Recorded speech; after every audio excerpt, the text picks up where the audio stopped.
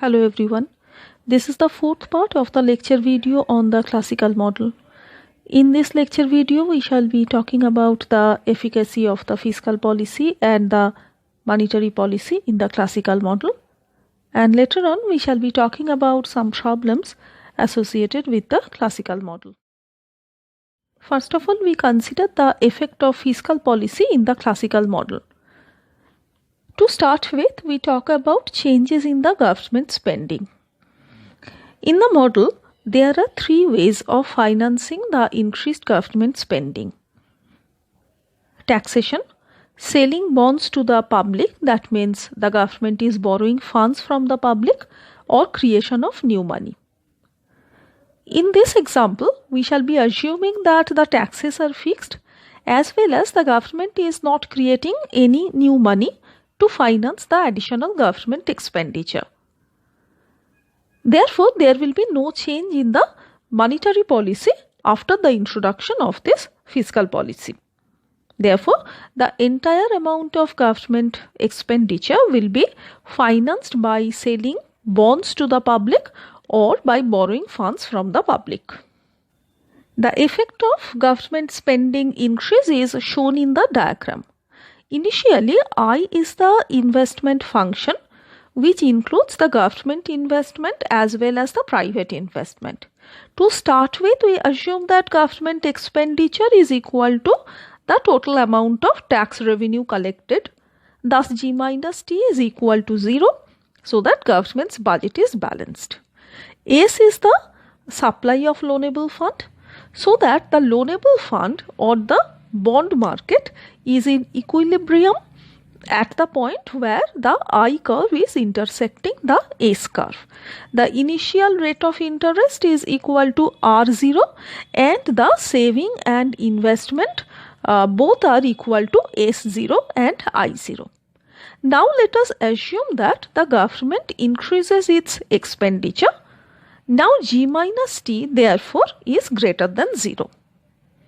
As the government increases its expenditure, we have a new investment function which is given as I plus G minus T.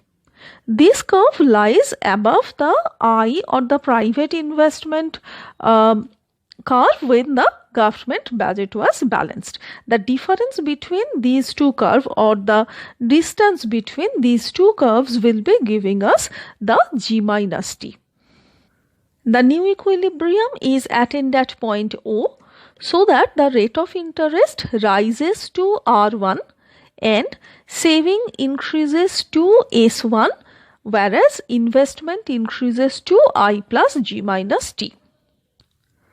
Interest rate increases just because of the fact that as government spending increases at the initial rate of interest R0, there will be a difference between saving and investment. Since investment is greater than the saving or the demand for loanable fund is greater than the supply of loanable fund, then the interest rate rises. Now we can see that this increase in interest rate has two effects.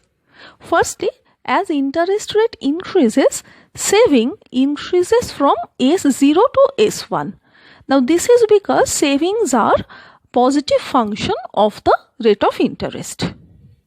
Graphically, this increase in saving is given by the line segment NO. Now as saving increases, then the consumption falls.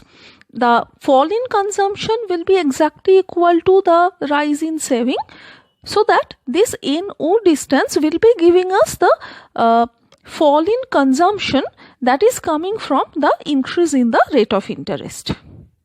Similarly, as the rate of interest rises, then the private investment will be declining from I0 to I1. So this is given by the distance MN in the figure. As the government expenditure rises and the government borrows fund from the public, the private investors are partly crowded out from the market. At these higher interest rates, the profitable projects availability will also be reduced. So now relatively fewer projects will be profitable at the higher interest rates. This gives us an interesting result. As is shown from the figure, the increase in government expenditure is given by the distance OM in the figure. Now this OM part can be decomposed into two parts. ON, which is the decline in consumption that accrues as the rate of interest rises from R0 to R1, and MN, so that is the decline in the private investment as the rate of interest rises from R0 to R1. Therefore, the increase in government expenditure is exactly offset by two things. One is the decrease in consumption expenditure and the other is decrease in private investment. As a result, as the government expenditure rises, the government component of demand will rise, but the aggregate demand will not rise because there will be some equal offsetting component.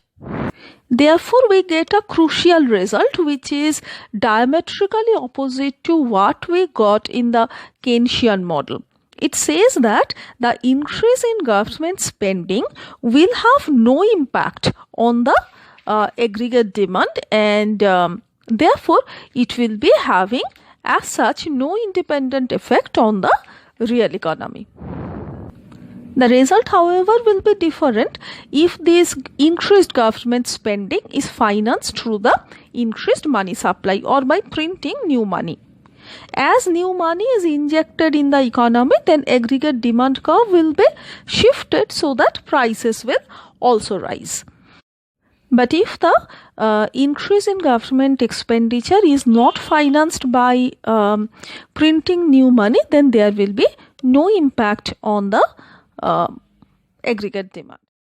Taxes is another fiscal policy instrument for the government.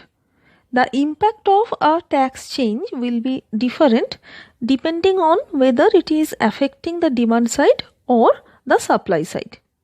Suppose that the tax cut which is initiated is lump sum in nature. In that case, it will be affecting only the demand side in the classical model. As there is a lump sum tax cut, then that will stimulate the consumption expenditure. People will be having more disposable income so that they will be spending more. This decrease in tax will be leading to a reduction in the tax revenue for the government. If the government decides to sell bonds to the public in order to compensate for this lost tax revenue, then there will be some crowding out effect which will be similar to the one that we just considered. So as government wants to borrow from the market, then interest rate will be pushed up. So saving will increase. Accordingly, there will be some reduction in the consumption. At the same time, this increase in interest rate will crowd out some of the private investors from the market, so that private investment will decline. In that case, this decline in consumption expenditure and the decline in the private investment will exactly offset the initial benefit generated out of the tax cut. So that in this situation, the tax policy will be completely ineffective.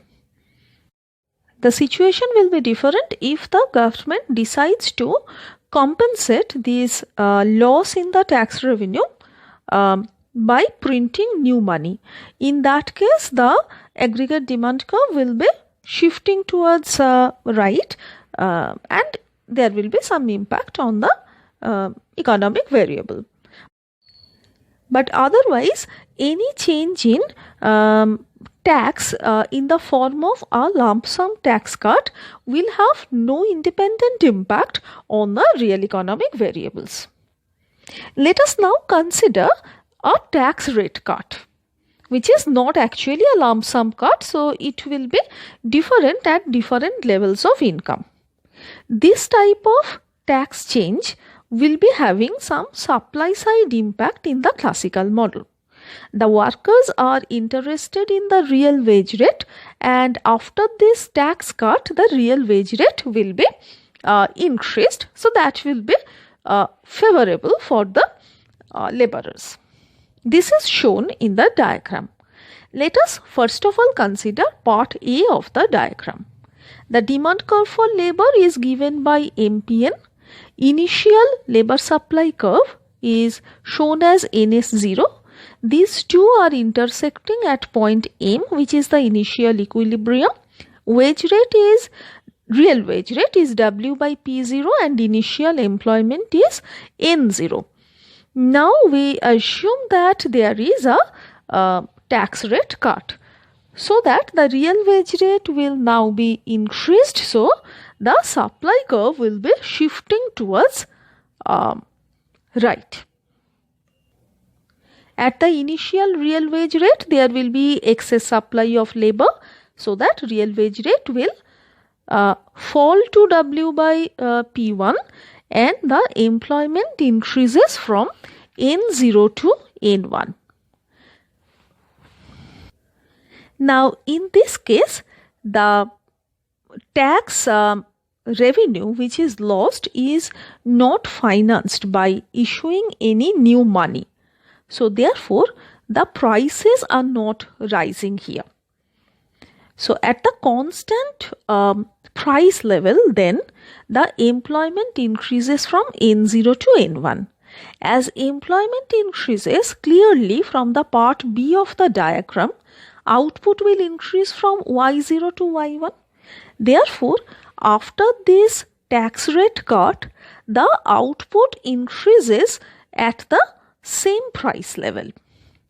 Therefore, the aggregate supply curve in part C of the diagram will be shifting from AS0 to AS1. So, before the tax cut, the equilibrium in the economy was obtained at point R, where the aggregate demand curve AD was cutting the initial aggregate supply curve AS0. The price level was P0. Now the government initiates a tax rate cut. So this increases the real wage rate. The labor supply curve will be shifting towards right. Employment output will be increasing at the unchanged price. This will shift the aggregate supply curve from AS0 to AS1. Therefore, the impact on the economy is a fall in price from P0 to P1 and a rise in output from Y0 to Y1. Therefore, in this context, the reduction in tax rate or the tax policy will be having some impact on the real variable. This is because of the fact that such changes are leading to some supply side effect. Therefore, in the classical model, any policy must have some supply side effect if it wants to affect the real variables in the system. In the classical system, the role of money is quite significant on one hand, because it determines the price level and the level of the nominal income. So, in the classical model, for the stable prices, the government must ensure that the money supply is also stable. However, there is another sense in which money is not that important, because money cannot affect the real variables in the system. So, output, employment, interest rates, all these important real variables are determined by the real factors in the system. Let us now consider some of the problems associated with the classical model. As pointed out by the classical economists, the classical model is inherently stable. All the wages, prices and all other factor prices are perfectly flexible, and there will be some stabilizing forces generated from within the economy, which will always be ensuring full employment. Therefore, there will be no excess capacity in the system. Supply will be creating its own demand, and output will always be at the full employment level. So, there are two lines of defense operating in the classical model. So, this defense will be coming through the wage price flexibility and the interest rate flexibility. In the classical model, therefore, we cannot have any involuntary unemployment. Any kind of unemployment will be voluntary in nature, so either it is just such unemployment or frictional unemployment. However, during the period of Great Depression, it was pointed out that, or it was widely visible that the unemployment rate was rising significantly in United States, United Kingdom, and in any other countries. This unemployment was not at all voluntary in nature. So it was typically involuntary, and supply was not creating its demand, so that there was a recession in the economy. And the classical model, first of all, was not in a position to explain this situation, and further it was not able to provide any remedy to solve such problems. Now, why it was the case that the classical model was not being able to explain the real life phenomenon, or in what way it was unable to provide any real life solutions to the problem? It has been often pointed out that the classical model is based on some unrealistic assumptions, and this is because of these assumptions that the classical model was not being able to either explain the real life phenomenon or to offer any remedy to solve these real life problems. Say's law is one of the two most important pillars on which the classical economic rests. However, this Say's law was attacked by many economists, including Keynes. They pointed out that the Say's law is not quite relevant in a real life situation. So Keynes considered the Say's law to be implausible, and he questioned the way the classicals derived it.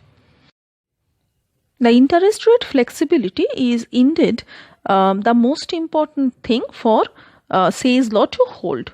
Now, Keynes pointed out that in real life situations, saving and investment may be quite insensitive to the interest rate changes. So, in that case, the saving and the investment function may be quite steep. These two may not intersect at any positive rate of interest. This is indeed a problem for the classical model. In this case, we will not be getting any interest rate at which the bond market or the market for loanable fund will be cleared. Now, why it is the case that saving and investment may be quite insensitive to the interest rate? Let us first of all consider the case of saving. Change in interest rate will have two effects, the substitution effect as well as the income effect. As the interest rate increases, then the current consumption will be falling, and it will be leading to some increase in the current saving. This is particularly because that as the rate of interest increases, then the rate of return on saving will increase. Therefore, individuals will forego current consumption in order to get more of future consumption, because now saving more is profitable, so that by the substitution effect the saving will increase with an increase in the interest rate. The income effect, however, is ambiguous. If there is an increase in the interest rate, then there may be a rise or there may be a fall in the real income. Therefore, the impact on the current consumption is actually ambiguous. So, the impact on the saving as the interest rate changes may be quite weak because of these two effects.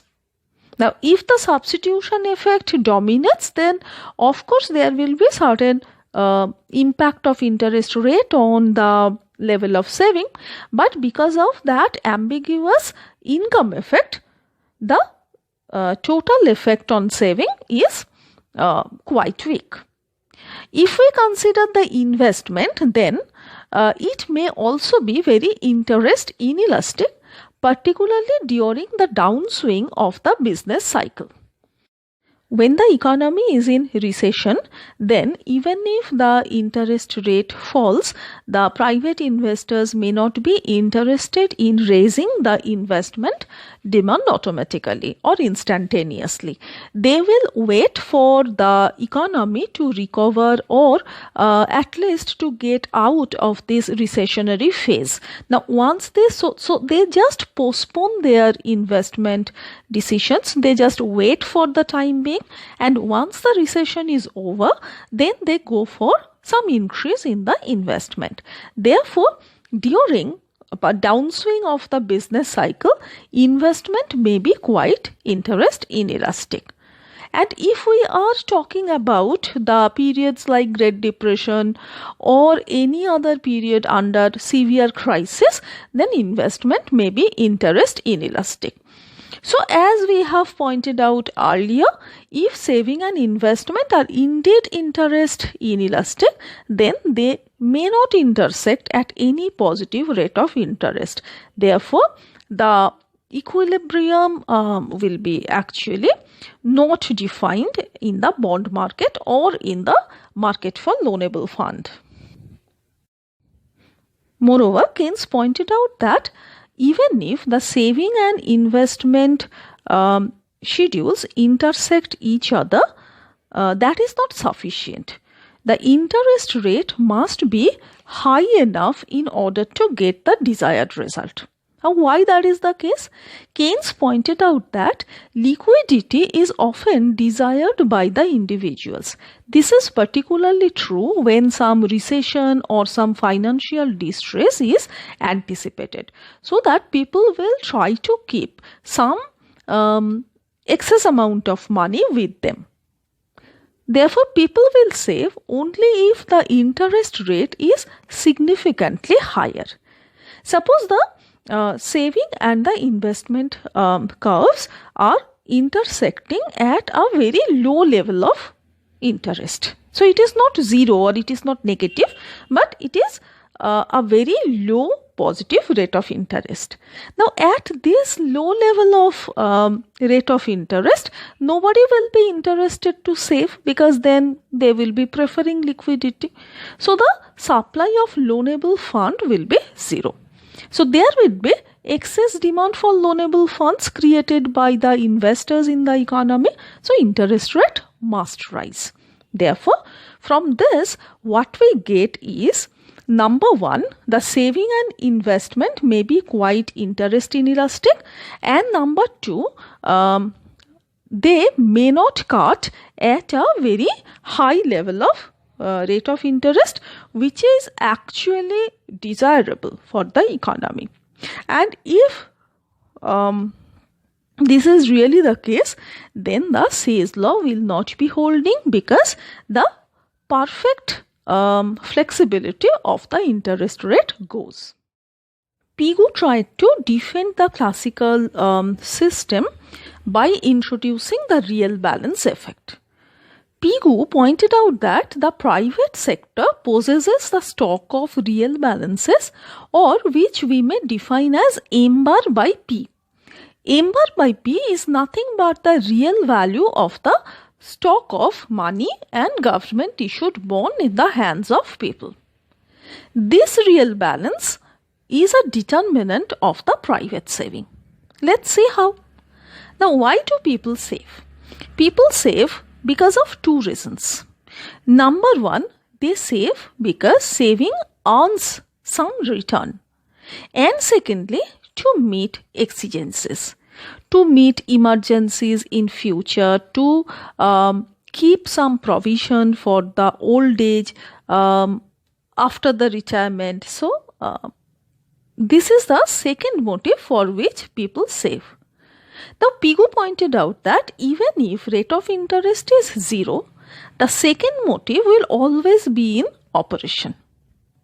And larger the amount of wealth in the hand of the private sector, the greater will be the sense of security, and lesser incentive will individuals have to save to meet the unforeseen exigencies. With the real balance effect, now the saving function will be changing a bit. It is now a function of the rate of interest and the real money balances. As rate of interest rises, savings will rise, but as the real balance increases, the saving will be falling.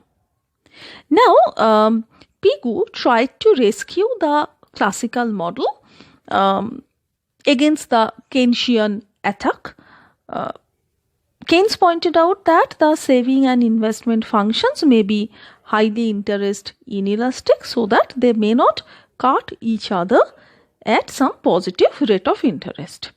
So let us start from this type of a situation and let's see how the real balance effect could save the classical model. Now, in this situation, at any rate of interest, any positive rate of interest, saving will be greater than investment. Therefore, in the goods market, there will be an excess supply because as people are saving more, then there will be relatively lesser amount of consumption, so that excess supply in the goods market. Due to this excess supply, prices will fall. Then the real balance will rise. As real balance rises, then saving will fall and the saving schedule will be shifting continuously to the left so as to cut investment at some positive rate of interest.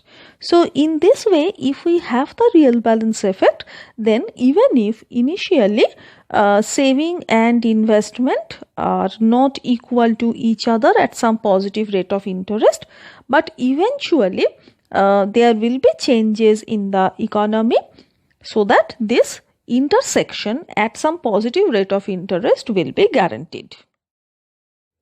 The problem with the real balance effect is that it is quite weak in the real life situation. The people will save less if the value of the future wealth is higher in real terms. If the price level decreases in current period, then the real balance will increase in the current period. But if the price level decreases, then that may not induce the people to anticipate further decrease in price in the future. If, however, this happens, or if, however, feels that the decreasing trend will be continued, then people will now save more to purchase goods and services in future because then they will be cheaper. So, in that case, the saving will also rise. So, as the saving rises, then the saving schedule will be shifting actually towards right and the problem will be aggravated. There is another problem too. As the prices fall, the revenue of the firms will be decreasing. The firms, however, have taken the loans, they will have to pay back all the loans. Now, as the revenue falls, then the possibility of bankruptcy will be escalating. The credibility of the firms will be shrinking and there will be a crisis of confidence generating in the economy, particularly among the lenders of the funds. A credit crunch might be following. This credit crunch and further bankruptcy would depress the aggregate demand further, so that the excess supply will be further increased. So in that way, although Pigou tried to save the classical model or Say's law by introducing the real balance effect, the defense, however, is not very strong, because the real balance effect is too weak to save the Say's law as well as the classical model. Another problem arises if the money wage rate is taken to be rigid in the classical model. Money wage rate rigidity, as pointed out by Keynes, is a common phenomenon in the labor market, particularly in the presence of trade union and the other bargaining unions. In this diagram, we have considered the impact of money wage rigidity in the classical model. In the first part of the diagram, we have shown the demand curve for labor as a function of the money wage rate, so that the demand curve is given as MPN into P0. This can easily be derived from the equilibrium condition for labor employment. The equilibrium condition is MPN is equal to W by P0, so that labor will be employed up to the point where marginal productivity of labor is equal to real wage rate. Therefore, we can write it as W is equal to MPN into P0, so that this MPN into P0 will be giving us different levels of employment at different levels of wage rate. In other words, then MPN into P0 is the demand curve for labor. Now, since money wage rate is rigid at the level W0, the labor supply curve becomes horizontal at this money wage rate as long as employment of labor is less than full employment. At the full employment level, the labor supply curve becomes completely vertical. So, if the money wage rate is rigid, then it is the labor demand curve which will be determining the level of employment as long as employment is less than full employment. Let us assume that the initial price level is P0, so that the demand curve for labor is MPN into P0. Equilibrium in labor market is attained at point M, so that N0 amount of labor is demanded. Output produced is Y0. Therefore, P0 Y0 is a point on the aggregate supply curve. Now, let us assume that price increases from P0 to P1. Labor demand curve shifts towards right. Employment increases to N1.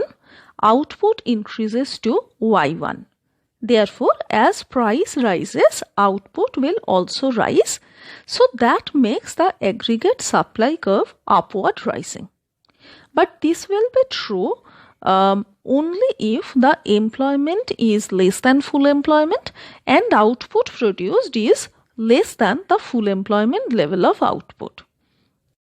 Suppose that the employment is already at full employment level. Then any further increase in the price level will not increase the employment anymore, because it is already fixed at full employment. Therefore, output will also not increase and the aggregate supply curve will be vertical for all levels of output and prices beyond the full employment levels. Under money wage rigidity, then the aggregate supply curve will be upward rising for any level of output less than the full employment output. It will be becoming vertical at the full employment level of output. Let us now assume that initially the aggregate demand curve is AD0. So that price is P0, output is Y0, which is less than the full employment output YF. So this YF minus Y0 gives us the output gap. Now suppose the aggregate demand rises. Aggregate demand rises in the classical model because of any expansionary monetary policy. So AD rises from AD0 to AD1. The interesting result now is that not only price rises but output also rises from Y0 to Y1. So in this case, the increase in money supply will have impact on the real variable. So with money wage rigidity, we get a very interesting result. The dichotomy between the real sector and the monetary sector is wiped out and money no longer is neutral. There is, however, a limit. Now we suppose that the money supply has increased further to raise the aggregate demand curve to AD2. So now price is increased to P star and output level is now YF, the full employment level.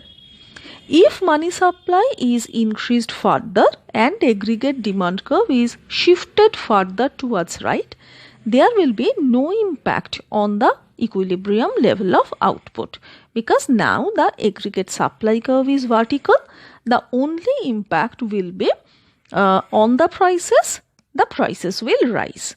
So the neutrality of money is once again back. Lastly, we shall be talking about the price rigidity in the classical model. With price rigidity, the classical model is actually indeterminate. Let us assume that P is equal to P bar.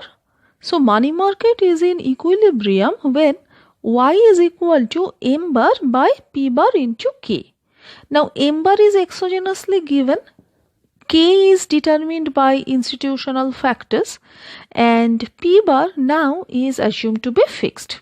Therefore, in equilibrium, a unique output will always be produced. Now, if the actual output is not equal to M bar by P bar K, then no equilibrium will exist in the classical model.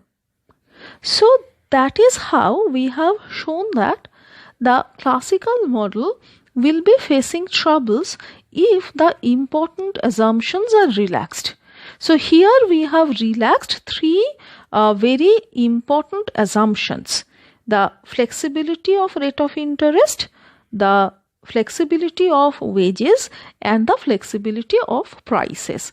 Actually, these give the two lines of defense to the classical model as we described earlier.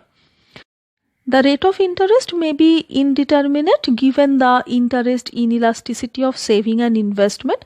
That will be problematic because the real balance effect may not always be in operation so as to save the classical model. With money wage rigidity, some important results of the classical model will go. Money will not be neutral, at least for a phase when there is recession or excess capacity in the system. So that is why the classical model was it is quite natural that the classical model will not be able to explain the situations of a recessionary economy. Similarly, we have considered the price rigidity and we have seen that with the price rigidity, the classical model is indeterminate. So this led the way to Keynesian revolution, where Keynes offered some solutions or remedies which will help an economy in recession to overcome the problems. Subsequent analysis and reflection have shown that Keynes may have exaggerated the conflict between his own approach and the approach of the classical economists. It is now rather more clear than it was at first that Keynes's ideas relate to a special case of a more general theory which also embraces much of the classical ideas. So in any case, the conflict between the Keynesian and the classical elements is now seen as less evident than it was once considered. The macroeconomic theories and exercises that are widely used and analyzed today is actually what Ackley described a marriage of Keynesian and the classical elements. So sometimes this is called a Keynesian classical synthesis.